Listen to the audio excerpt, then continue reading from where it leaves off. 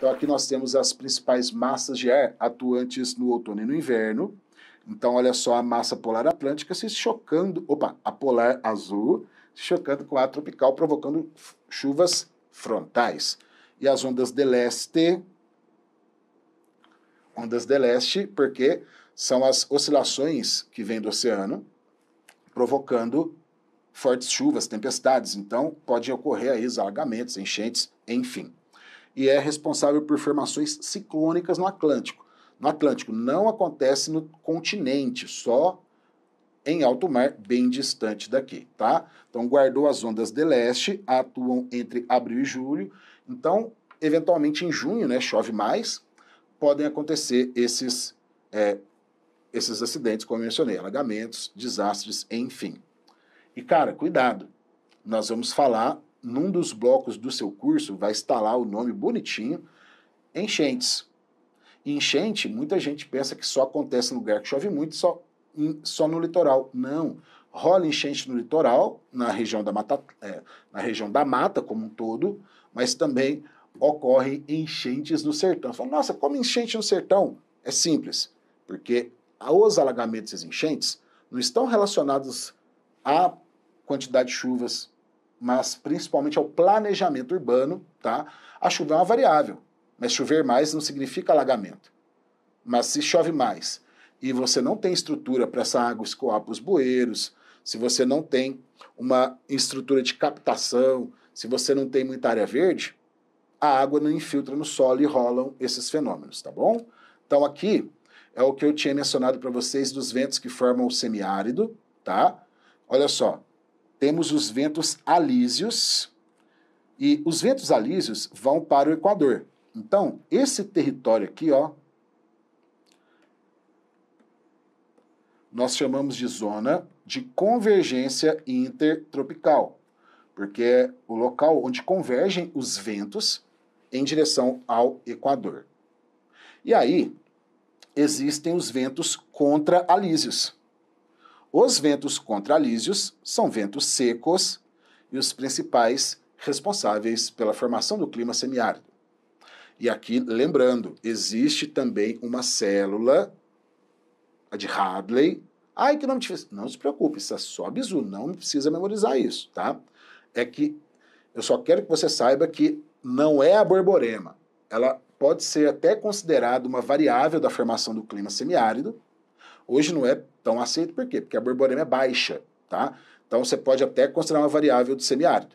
Por quê? Porque tradicionalmente está nos sites oficiais, enfim. Mas cientificamente, na climatologia, a explicação do semiárido avançou. Você sabe hoje dessas variáveis, os contra-alísios e também essas células de Walker, tá?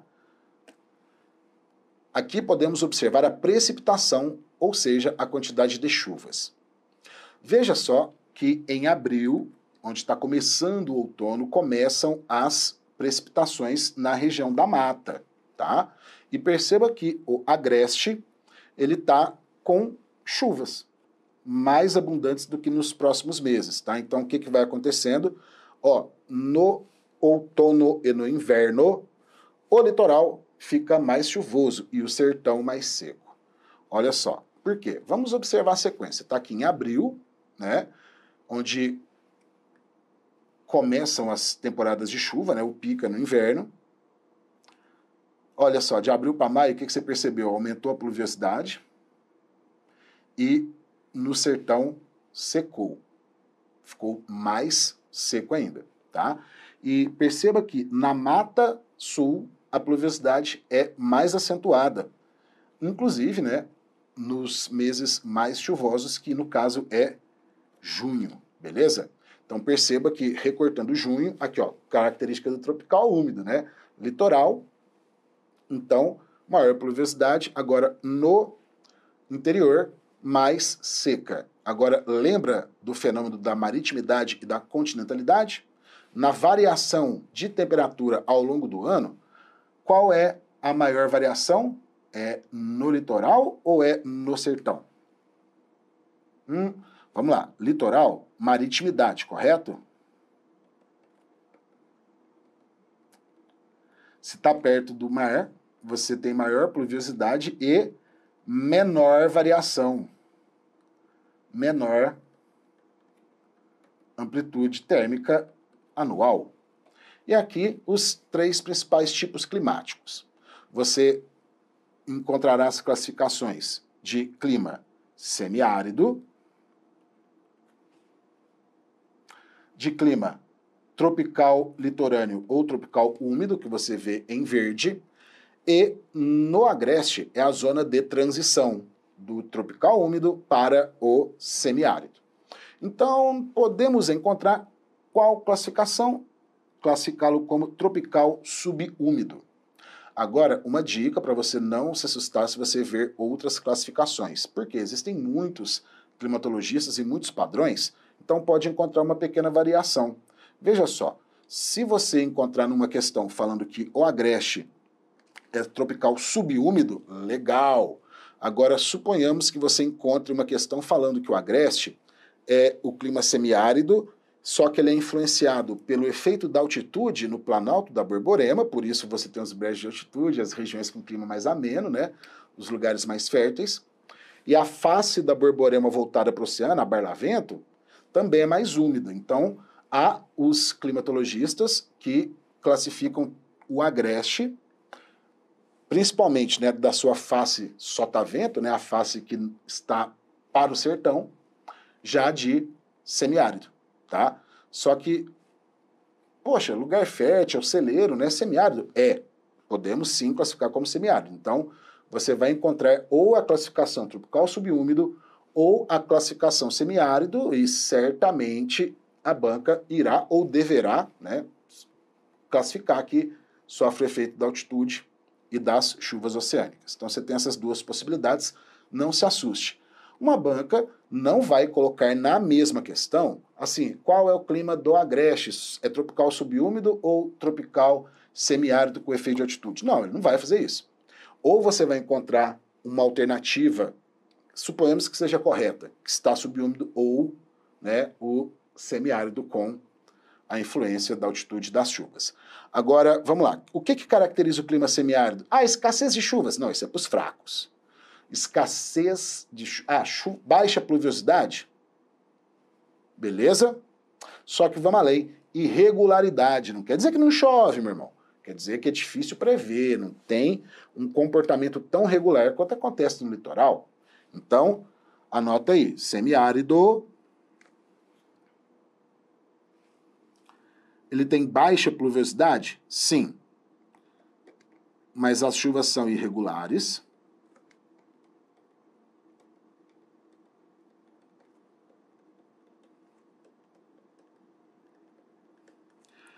E o quente mesmo é esse conceito aqui, ó, déficit hídrico.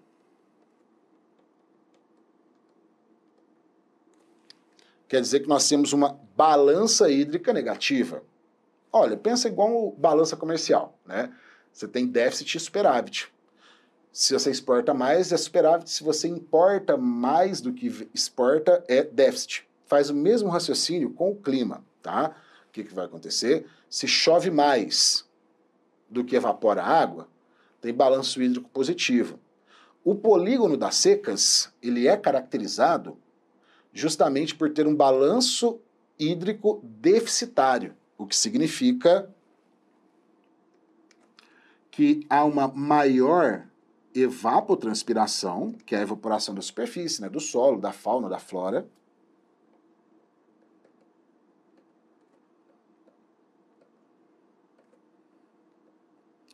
A evapotranspiração é maior que a pluviosidade.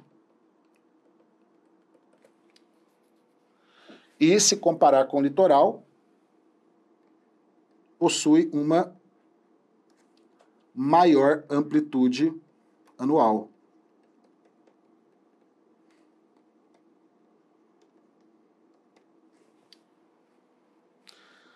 O que pode ser explorado mais difícil, assim, a amplitude anual é maior no sertão e menor na zona da mata. Por quê? Porque na zona da mata tem efeito da maritimidade, que faz chover mais e variar menos. Tranquilos?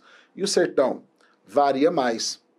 Aí, varia mais tanto anualmente, quanto também na amplitude diária. Dias quentes e noites frias, tá? O clima tropical subúmido do Agreste, vale lembrar que é uma transição, e o fator essencial aqui também é o relevo, lembre-se da Borborema. E, claro, tropical litorâneo, chuvas de outono e inverno. Acho que você já decorou, hein? Chuva de outono e inverno é resultado do que mesmo?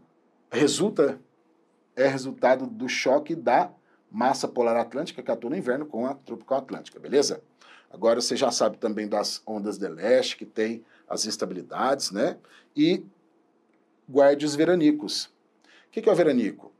Quando na região do sertão era para chover dentro dos padrões, lembrando que varia bastante de região para região, só que está seco. Então ele é um prolongamento da estiagem. Quando deveria chover, observamos aumento da seca. Então pode proporcionar prejuízos econômicos, sociais, enfim. Aqui nós temos o climograma de Recife, tá? E olha só, no hemisfério sul, as chuvas e o clima é sempre o inverso do hemisfério norte, tá? Então nós temos que considerar que se tivermos este gráfico, aqui, ó, junho e julho, por estarmos no hemisfério sul, é o inverno. E aqui em gráfico podemos observar que a linha azul é a temperatura. O que aconteceu com a linha da temperatura? Ela está mais baixa. Ela está mais baixa. Então é inverno. Só que justamente quando choveu mais. Esse gráfico é a mesma lógica, tá? As chuvas concentradas no outono e inverno, aqui com menor variação, mas outono e inverno. E aqui o climograma do sertão. O que caracteriza o climograma do sertão? Olha só, a variação anual, aqui deste ponto, né? Ela foi uma variação anual representativa, tá? Então, a baixa pluviosidade é o que se destaca mais. Então, vamos lembrar, veranico, secas prolongadas, déficit hídrico, tá? E já vou dar uma dica do solo. Como chove pouco, o solo é raso e pedregoso, porque quanto maior a quantidade de chuvas, os solos são mais profundos. Então, os solos do litoral são latossolos e solo de massapê, bem fértil, profundo e cheio de matéria orgânica. Os solos que temos na região da Caatinga, né, de clima semiárido, são rasos. E como que isso pode cair numa questão? Analise as proposições. O clima tropical semiárido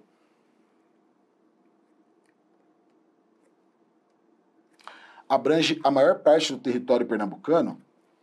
Sim, está correto. 2. O planalto cristalino da Borborema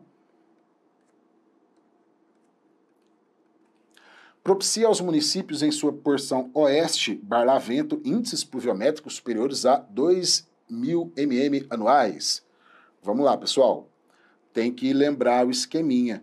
Quando cai posição setentrional, meridional, leste-oeste, oriental, ocidental, rabisca, porque você está no meio da questão, está correndo, está pensando em várias disciplinas e, eventualmente, uma pequena troca pode te induzir ao erro. Não faça isso. Então, olha só. Vamos lembrar, se é do litoral, é leste e o contrário do leste é o oeste. Norte ou setentrional, sul ou meridional, tá bem? Vamos lá. Aqui é a Borborema. Então, parte a Borborema para termos uma referência. Deste lado de cá, que é o lado leste ou oriental, ocorrem as chuvas de relevo. E aqui, como barra o vento, é o barlavento. Do outro lado, como já não tem umidade para passar, fica seco, é o sotavento. Então, aqui no topo temos os brejos altitudes, as regiões mais férteis, beleza? E aqui a face que sofre maior umidade. Então vamos lá. Propicia os municípios do oeste. Do oeste. Oeste é sotavento. Vai chover mais a oeste? Não. Vai chover mais a leste. Então essa daqui já está errada. Olha, raramente isso daqui ajuda. Por exemplo, por mês, nos climogramas que nós vimos, você pode conferir no seu material, os meses com maior pluviosidade, junho e julho, né, chegam a 400 na zona da mata, tá? Então, para ter uma pluviosidade na mata, chega então aí a 3.000 mm a 4.000, tá? Isso é bastante. E diminui conforme adentramos para o interior, de leste para oeste. Beleza? Agora vamos lá. Os municípios do Agreste, Transição, possuem as menores taxas pluviométricas anuais. Aí é fácil, né, gente? As menores taxas estão no sertão, então tá errada mesmo, não dá nem dúvida. E as maiores taxas de amplitude térmica. Você lembra o que é amplitude? É a variação. A amplitude térmica, sempre que você tiver só assim, amplitude térmica é anual, tá? A amplitude térmica maior está no leste do estado. Vai ver, o leste é o litoral. Leste é litoral, portanto, é afetado pelo fenômeno da maritimidade e, portanto, a amplitude no leste é menor. Então, essa daqui também está errada. Então, a única proposição correta, guerreiro, é a alternativa A. Você não mais vai ser pego por surpresas assim. Alguns estudos justificam que o nome do estado de Pernambuco provém da derivação do tupi, que significa furo de mar. Outros indicam que o significado seja mar comprido. Ambas etimologias associam Pernambuco às influências marinhas. Várias, né? Lembre-se da maritimidade, diminui a amplitude. Lembre-se das ondas de leste, né?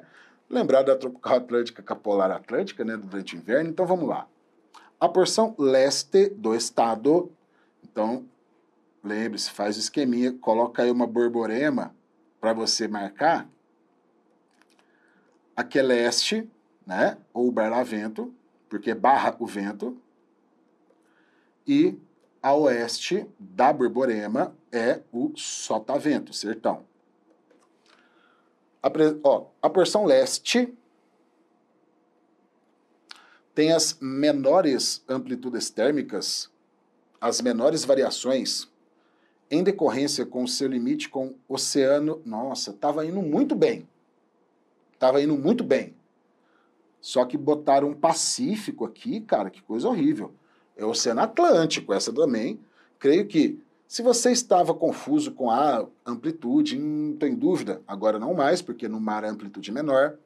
Ou, será que chove mais? Você sabe que sim, mas não vai fazer diferença. Por quê? O Pacífico aqui quebrou tudo, tá? Então, 2. O regime anual de precipitações pluviométricas no semiárido.